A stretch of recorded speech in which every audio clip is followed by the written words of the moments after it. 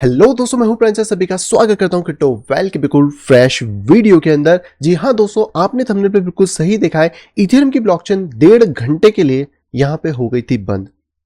And surprising fact है, हम सभी लोग ये सोच रहे थे कि सोलाना की ब्लॉकचेन अभी तक ऐसा होती थी जो बार बार रीस्टार्ट हो जा रही थी, और ऐसा ट्रांजेक्शन हम लोगों को इथेरियम में देखने को मिला है, जिसको कि कहीं ना कहीं हम क्रिप्टो के अंदर सेकंड नंबर की तो एक तो चेन है ही है, और साथ ही साथ हम इसको एज अ सेफ चेन या सेफ असेट यहाँ पे मान के चलते हैं। तो क्या वाकई में यहाँ पे ये चेन बंद हो गई थी, या फिर इसके पीछे कुछ और लॉजिक है? चलिए इन सारी चीज़ों को डिस्कस करते हैं आज की इस वीडियो के अंदर, और देखते हैं कि इससे एक एंड यूजर को क्या फर्क पड़ा है, चेन को क्या हुआ था, और आखिरकार ऐसा क्या फ्यूचर में वापस भी हो सकता है। तो सबसे पहले तो आप ये देख सकते हैं कि बहुत सारे आर्टिकल हैं जो कि इसके बारे में यहाँ पे छपे थे कि इथेरियम यहाँ पे बंद हो गया था 25 मिनट के लिए। लेकिन एक्चुअली में ये इथेरियम की चेन 2 बार बंद हुई थी। पहली बार तो ये 25 मिनट के लिए हुई थी, और दूसरी बार जब ये बंद हुई थी तो लगभग 24 घंटे लगे थे इसको वापस से रीस्ट्रक्चर करने के लिए। तो यहाँ पर है ना, बहुत ज़्यादा टेक्निकल थोड़ा सा हमें जाना पड़ेगा समझने के लिए कि ये आखिरकार हुआ क्या है, क्यों यहाँ पे जो इथेरियम है ये फेल कर गया, और क्या इसके अंदर चीज़ें यहाँ पे डेवलप हुई थी। तो सबसे पहले हम समझते हैं कि आखिरकार एक डिसेंट्रलाइज्ड ब्लॉकचेन वर्क कैसे यहाँ पे करती है। तो सबसे पहले मैं आपको थोड़ा सा डायग्राम से समझाने की कोशिश करता हूँ। तो ये होती है हमारे पास एक ब्लॉकचेन, जिसके अंदर आपको डिफरेंट जो है ब्लॉक्स का कॉम्बिनेशन देखने को मिलता है, और हर एक ब्लॉक एक दूसरे से इंटरकनेक्ट होता है, यानी कि ये वाला ब्लॉक इस वाले ब्लॉक से, ये वाला ब्लॉक इस वाले से, और इसी तरीके से ब्लॉक इंटरकनेक्ट करते करते एक ब्लॉकचेन बनाते हैं। तो आप इस चीज़ को ये मानिए कि ये है आपके पास इथेरियम की ब्लॉकचेन, जहाँ पे कि आपके सारे ट्रांजेक्शन हो रहे हैं। हर ब्लॉक के अंदर कुछ इन्फॉर्मेशन स्टोर होती है, चाहे वो ट्रांजेक्शन की हो, चाहे वो NFT की हो, या फिर आपकी इमेजेस की हो। बहुत सारी ट्रांजेक्शन है जो कि आपको एक ब्लॉक के अंदर स्टोर की जाती हैं। अब एक ब्लॉक का एक लिमिटेड साइज भी होता है, तो उसके अंदर वो स्टोर होती है, और एक ब्लॉक का एक पर्टिकुलर टाइम होता है जिसके अंदर कि आपका ब्लॉक डिजाइन यहाँ पे होता है। अब इथेरियम के केस में क्या होता है कि जब भी क्योंकि हम डिसेंट्रलाइजेशन की बात कर रहे हैं, तो जितनी भी चेन डिसेंट्रलाइज वर्क करती है, चाहे बिटकॉइन हो चाहे इथेरियम हो, इनके अंदर होते हैं इन लोगों के क्लाइंट नोड्स। तो किसी भी ब्लॉकचेन को रन करने के लिए आपको चाहिए होते हैं सबसे पहले क्लाइंट नोड, और ये जो क्लाइंट नोड होते हैं यही बेसिकली होते हैं जो इथेरियम को यहाँ पर हेल्प करते हैं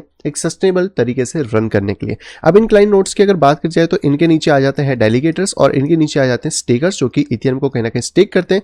तो जो पर्सन स्टेक करें वो डेलीगेटर्स के पास करेंगे, डेलीगेटर कहीं ना कहीं क्लाइंट अपना यूज करेंगे, और उस क्लाइंट को यूज करके इथेरियम की ब्लॉकचेन के अंदर वो यहाँ पर अपने सारे के सारे काम यहाँ पे करते हैं। तो जो मेजर इशू बेसिकली इस ब्लॉकचेन के अंदर आया था वो आया था क्लाइंट साइड में, जहाँ पे कि जो क्लाइंट साइड इनका था वो उसमें से जो कुछ पर्टिकुलर क्लाइंट थे वो यहाँ पे डिफॉल्ट करके थे, उनके इसमें कोई ना कोई बग आ गया था, जिसकी वजह से यहाँ पर जो चेन हुई वो हो गई थी होल्ड। जी हाँ, जो चेन है वो होल्ड हो गई थी। लेकिन ये चेन होल्ड होने का मतलब ये नहीं है कि इसके अंदर जो नए ब्लॉक्स है वो बिल्कुल भी जनरेट नहीं हो रहे थे।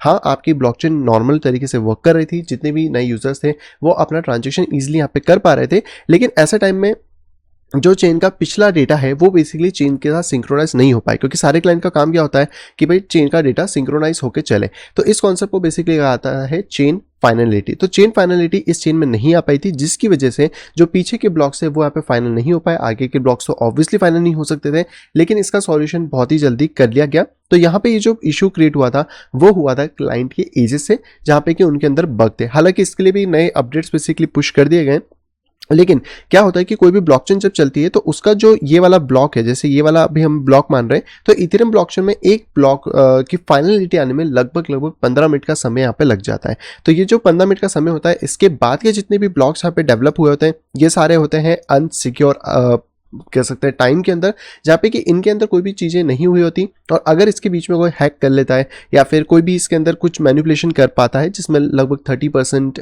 या 33% के आसपास आपको टोटल पावर का स्टेकिंग रिवॉर्ड चाहिए, तो यहाँ पर आपके ट्रांजेक्शन रिवर्स भी हो सकते हैं। तो इतना ध्यान रखें कि जब कभी भी आप इथेरियम की ब्लॉकचेन पर ट्रांजेक्शन कर रहे हैं, कम से कम 15 मिनट का समय लीजिए, आपका ब्लॉक जब फाइनल हो जाए वो ज़्यादा बेटर रहेगा, क्योंकि इस तरीके के जो बग्स आते हैं वो यहाँ पे क्रिएट कर सकते हैं इशू। और इसके अंदर ये ब्लॉक जो फाइनलिटी का कॉन्सेप्ट है बेसिकली सभी ब्लॉकचेन में, बिटकॉइन में भी है। बिटकॉइन में अगर आप देखेंगे तो आई थिंक 5 या 6 ब्लॉक, यानी कि लगभग 50 से 60 मिनट बाद जाके उसका एक ब्लॉक फाइनलाइज होता है। अब ब्लॉक फाइनलाइज होने का फायदा क्या होता है कि ब्लॉक फाइनलाइज का मतलब है कि हाँ, ये ब्लॉक अब पूरी तरीके से फाइनलाइज हो गया है, इसको कोई भी चाह के मैनिपुलेट या फिर चेंज यहाँ पे नहीं कर सकता है। लेकिन जितने ब्लॉक उसके आगे रहते हैं जो यहाँ पे फाइनलाइज नहीं हुए थे, उनको कहा जाता है अनसिक्योर ब्लॉक्स, जो कहीं ना कहीं स्टेज में पड़े होते हैं। और इथेरियम के साथ इस टाइम पे यही चीज़ें हुई थी, जहाँ पे कि उसके अनसिक्योर ब्लॉक्स यहाँ पे बढ़ गए थे। तो एक्चुअल में यहाँ पे जो चेन थी वो बंद नहीं हुई थी, लेकिन चेन के अंदर हमें फाइनलाइजेशन का डिले देखने को मिला था, और वो भी इसलिए क्योंकि जो क्लाइंट नोड इन लोगों का होता है उसके अंदर आ गया था बग। तो अगर यहाँ पे कोई बग नहीं आता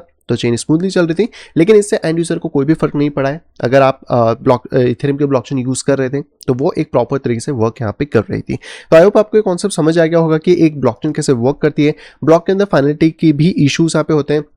और अगर आपको लग रहा है यार मैं तो कुछ नई चीज़ लेके आ गया हूँ, तो आपको मैं बता दूं कि ऑलरेडी वितालिक ने ये चीज़ 2016 में बता दी थी कि सेटलमेंटल फाइनलिटी करके भी एक चीज़ होती है जो आपको ब्लॉकचेन के अंदर देखने को मिलेगी।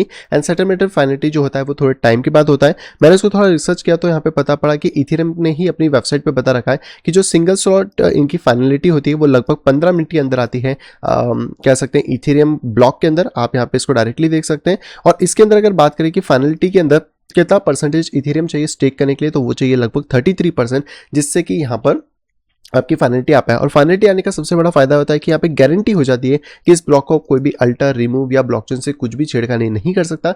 लेकिन जब तक ब्लॉक्स में फाइनलिटी नहीं आती, जब तक दिक्कतें होती हैं, ये चीज़ें डेफिनेटली यहाँ पे चलने वाली। और यही चीज़ हमें आर्टिकल्स में भी देखने को मिल रही है, जहाँ पे कि फाइनलाइजेशन जो ट्रांजेक्शन थे उसके अंदर हमें डिले देखने को मिला है। और ये डिले बेसिकली बात कर सकते तो इथेरियम का रेजिलेंस बहुत अच्छा था इस टाइम पे, जहाँ पे कि ये चीज़ें नहीं हो पाई। कुछ क्लाइंट डेफिनेटली फेल हो गए थे जो बड़े परसेंटेज के थे, लेकिन जो बाकी के क्लाइंट्स थे उन्होंने इस चीज़ को फटाफट फाइनलाइज करा।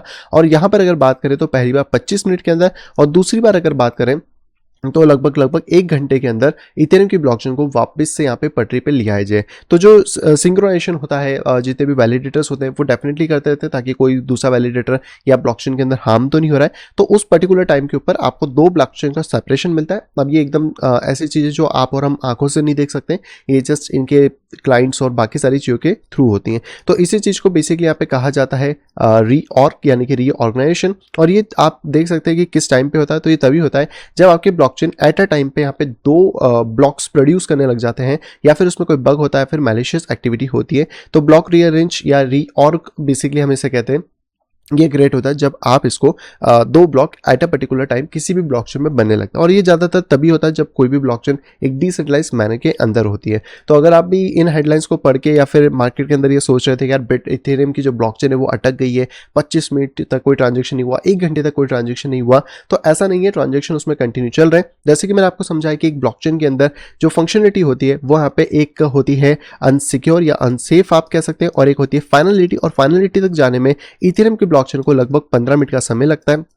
तो अगर कोई ब्लॉक 2 बजे यहाँ पे मिंट हुआ होगा तो वो 2:15 पे जाके फाइनलाइज होगा, और उसके बाद ही फिर वो आगे की तरफ यहाँ पे कैरी फॉरवर्ड कर पाएगा। और जितने भी ब्लॉक सिस्टम पे फाइनलाइज नहीं हुए वहाँ पे थोड़ी प्रॉब्लम होती है, क्योंकि उसमें आपके ट्रांजेक्शन रिवर्स होने के चांसेस भी बन जाते हैं। तो जब तक आपका ब्लॉक फाइनल नहीं हो जाए तब तक खुशी मत मनाइए, क्योंकि ब्लॉकचेन को थोड़ा सा टाइम लगता है, थोड़ा सा डिले प्रोसेस यहाँ पे चलता है एडजस्टमेंट होने के लिए। सो आई होप दोस्तों आपको समझ आ गया होगा क्लियरली कि इथेरियम के बारे में क्या है। फिर भी अगर कुछ डाउट है तो डेफिनेटली कमेंट बॉक्स में आप कमेंट करके मुझसे पूछ सकते हैं, ताकि अगर आपको और भी कुछ ऐसे टेक्निकल टर्म्स में डिफिकल्टी आती है तो उनको हम आगे की वीडियो में कवर यहाँ पे कर सकें। आई होप दोस्तों वीडियो आप सभी को यहाँ पे पसंद आई होगी। दोस्तों अगर वीडियो अगर पसंद तो प्लीज वीडियो को लाइक करिएगा। अगर अभी तक आपने चैनल अपने फैमिली या फ्रेंड के साथ शेयर नहीं करा है तो तुरंत जाए शेयर करें, ताकि वो लोग भी क्रिप्टो मार्केट से भी अपडेटेड रह सके। और अगर आप आए फर्स्ट टाइम इस चैनल के ऊपर, तुरंत जाइए चैनल को करिए सब्सक्राइब, साइड में देखिए नोटिफिकेशन बेल को दबा के क्लिक करें ऑल के ऊपर, ताकि मेरे आने वाली सब वीडियो की इन्फॉर्मेशन प्रॉपर टाइम पे पा सकें। तो मैं मिलता आपसे कुछ इंटरेस्टिंग वीडियो के साथ, तब तक have a great day and bye bye.